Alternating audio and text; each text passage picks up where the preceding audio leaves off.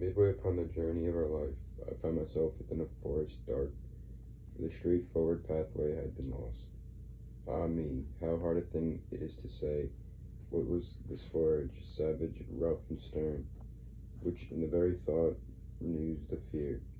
So bitter is it, death is little more, but of the good to treat which there I found. Speak will I of the other things I saw there. I cannot well repeat how there I entered, so full was I of slumber at the moment in which I had been the true way. But after I had reached a mountain's foot, at that point where the valley terminated, which had with consternation pierced my heart, upward I looked, and I beheld its shoulders, vested already with the planet's rays, which letteth other right by every road. Then was the fear a little quieted that in my heart's lake had endured throughout the night which I had passed so piteously. And even as he who with distressful breath forth issued from the sea upon the shore turned to the water perilous and gazes, so did my soul, that still was fleeing onward, turn itself back to re-behold the past, which never yet a living person left. After my weary body I had rested, the way resumed, I on the desert slope, so that the firm foot ever was lower, and lo, almost where the ascent began, a panther light and swift exceedingly, which with a spotted skin was covered rode, and never moved she from before my face, nay, rather did impede so much my way, that many times I to return had turned. The time was the beginning of the morning, and up the sun was mounting with those stars, that with him were what time the love divine. At first in motion set those beauteous things, so were to me occasion of good hope, the variegated skin of the wild beast, the hour of time and the delicious season, but not so much. That did not give me fear, a lion's aspect which appeared to me. He seemed as if against me he were coming with head uplifted, and with ravenous hunger, so that it seemed the air was afraid of him.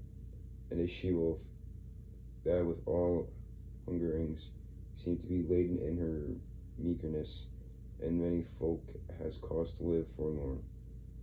She brought upon me so much heaviness with the affright that from her aspect came that I the hope relinquished of the height.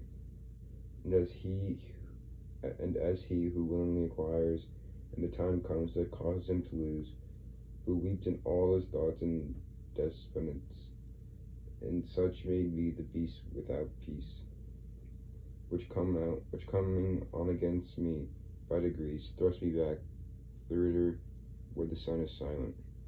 While I was rushing downward to the low land, before mine eyes did one present himself, who seemed from long continued silence hoarse. When I beheld him in the desert vast, have pity on me, unto him I cried, whether thou art or shade, or real man. He answered me, not man, man once I was. Both my parents were of Lombardy and Mantuas by country, both of them. Sub Julio I was born, though it was late, and lived at Rome under the good Augustus, during the time of false and lying gods. A poet was I, and I sang that just son a poet I was, and I sang that just son of Anchius, who came forth from Troy after the Aeon the superb was burned. But thou, why goest thou back to such annoyance? Why climbst thou not the mount delectable, which is the source and cause of every joy? Now art thou that Virgilus and that fountain, which spreads abroad so wide a river of speech. I made responses to him with bashful forehead.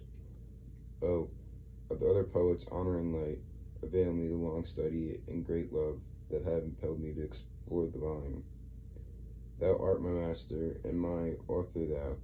Thou art alone the one from whom I took the beauty style that has done honor to me. Behold the beast for which I have turned back. Do thou protect me from her famous sage, for she doth make my veins and pulses tremble. Thee it beholds to take another road, responded he, when he beheld me weeping, if from this savage place thou wouldst escape. Because this beast at which thou cries out suffers not anyone to pass her way, but so doth harass him that she destroys him, and has a nature so malign and ruthless that never doth she glut her greedy will, and after food is hungrier than before. Many the animals whom she weeds, and more shall be still until the greyhound comes, who shall make her perish in her pain. He shall not feed on either earth or pelf, but upon wisdom and on love and virtue. 'Twas Filcho, and Filcho shall his nation be.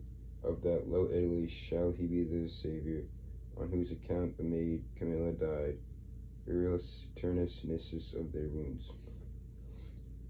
Through every city shall he hunt her down, until he shall have driven her back to hell, there from whence envy first did let her loose.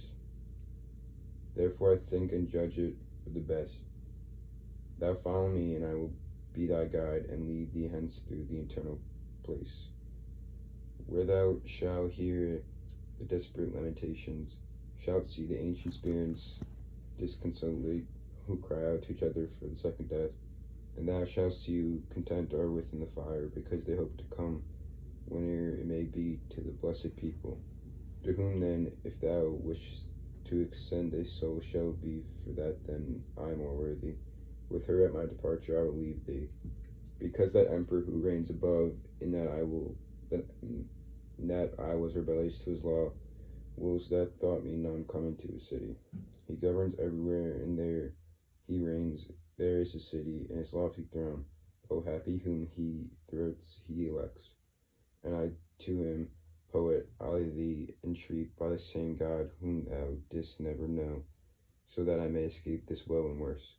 Thou wouldn't conduct me there where thou hast said, that I may see the portal of St. Peter, and those thou makest so disconsolate. Then he moved on, and I behind him followed.